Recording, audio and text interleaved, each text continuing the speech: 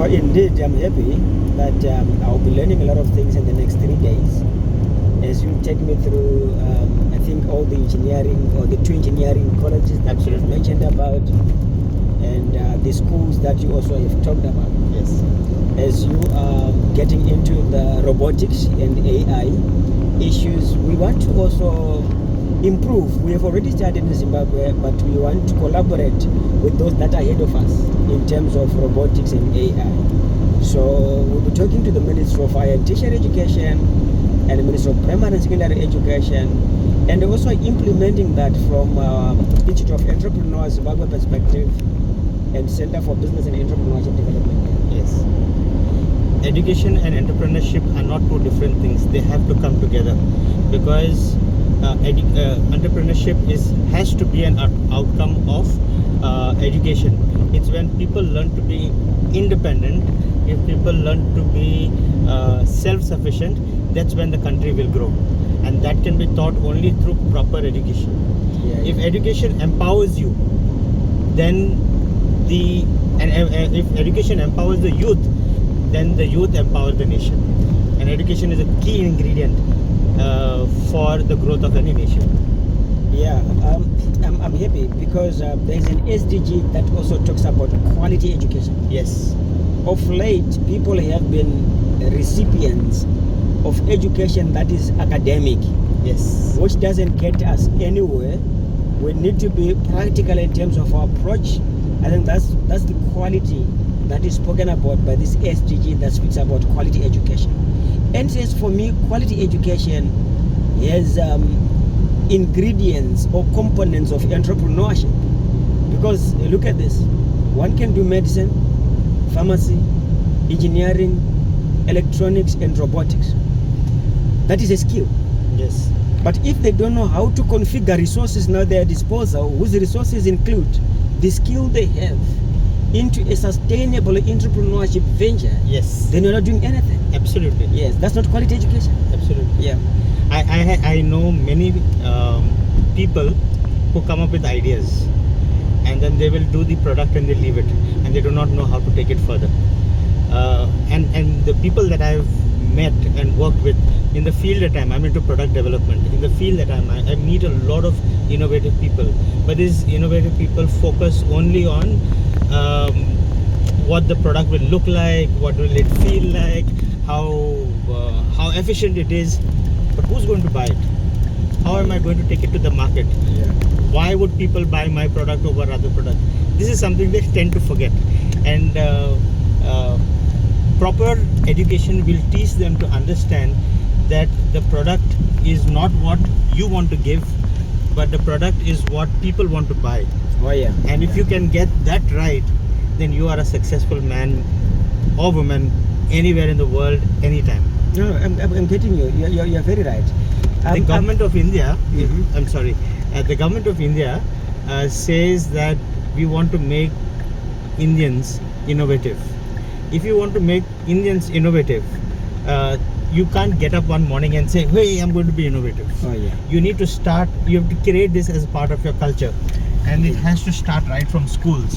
So in 2015, 16, the government of India launched something called as the Atal Innovation Mission, which aimed at creating innovation centers across the country. Wow.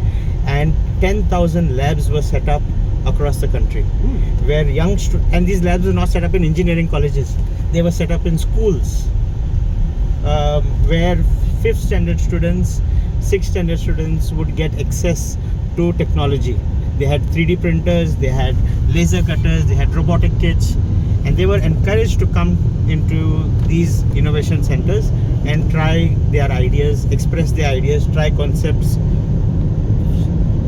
The outcome of it is that 10 years later, in last November, 2 students who are 14 and 15-year-old filed patents.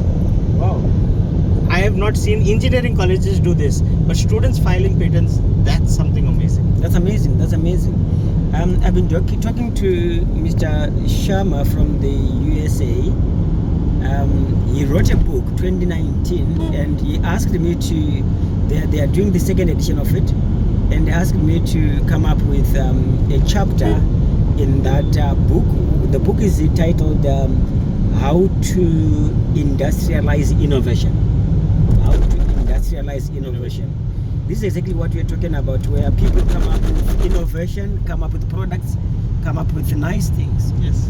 But they will fail to commercialize whatever that they would have come up with, which is a big cancer, because business is in commercializing it. But there are a lot of people who have come up with good and nice products and innovations in terms of maybe applications, which failed to maybe see the light of day in terms of getting into the streets, people are using it because of failure to industrialize that, which is the aspect we need to address both in India and in Zimbabwe and in Africa at large. Yes. Because that's where the value is driven from. Absolutely. Yeah. So I have a take on this. I have, in my experience, I have noticed there are two sets of people. There is one set, these are creators. Oh, yeah. And there's another set, there are sellers. Oh, yeah. The creators can create anything. Oh, You give them dirt, they'll turn it into gold. And but you ask them to sell it, they will not be able to. oh, yeah. And then there are sellers. You give them garbage, and they'll sell that to somebody. We as incubation centers or innovation enablers or entrepreneurship developers, we should be able to find a method or a model where we are able to combine these two skills together and connect them and see. So the innovator's job is only to innovate and create, and the seller's job is only to sell and sell. Exactly. And if we are able to do this, we ourselves, that's what you were talking about, institutionalizing or industrializing innovation. Yeah. We can do that very quickly, very fast. You can't get oranges out of mango tree. Yeah, you're right. Yeah. So if a person is a creative person, he will only be able to create. You can't turn him into a seller. Oh yeah. I'm getting you now that we should have people who innovate and come up with products. Yes. And you have other people who take it up from there. Yes. And commercialize it. Yes. Yeah. But well, I'm taking it from that angle. But this innovator must understand that coming up with the innovation is one thing, and the next thing is to get whoever is good at commercializing it into the place. Yes. Because if they don't know that, they will struggle with their innovation without it having been commercialized, and would have done nothing. So this is very important. The discussion we have heard is very important, and we need to, as Zimbabwe and India, come up with a strategy of making sure that commercialization takes place. We have 3 days to start with it. Thank you so much.